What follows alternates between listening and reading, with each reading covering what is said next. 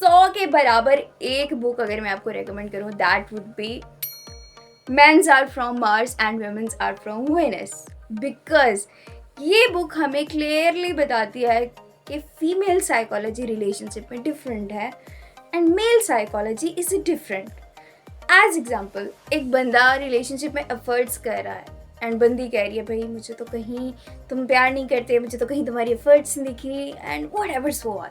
And एक बंदी relationship में एफर्ट्स कर रही है, एक बंदा कह रहा है कि भाई मुझे तो तुम्हारी मोहब्बत की ही नहीं दिख रही है, या तुम तो रिलेशनशिप में एफर्ट्स नहीं कर रही हो।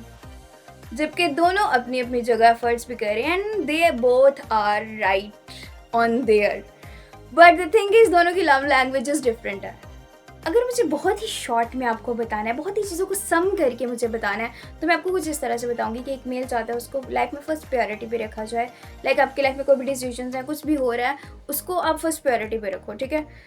द सेकेंड थिंग, उसके साथ लॉयल रहा जाए। And the third thing is back to back physical intimacy को मेंटेन रखा जाए।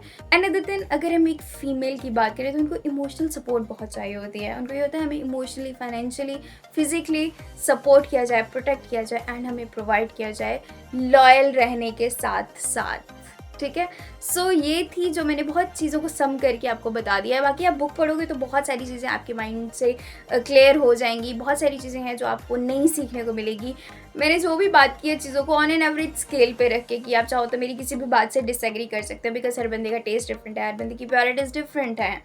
ओके, अगर आप एक मेल हो एंड आप फीमेल हो, दोनों के लिए ये बुक बहुत अच्छे से काम करेगी, रेकमेंडेड है मेरी तरफ से। और अगर आप एक फ़ीमेल हो तो मैं आपको एक और बुक रेकमेंड कर देती हूँ, अगर आपको इसी टाइप की बुक्स पसंद है और अगर आपको ये बुक अच्छी लग जाती है। तो अगर आप चीज़ों को बहुत ही ज़्यादा डीपली ऑब्जर्व करना चाह रहे हो या आपको लगता है कि दिस इज़ नॉट इनफ, तो आप ये बुक भी कंसिडर कर सकते हो।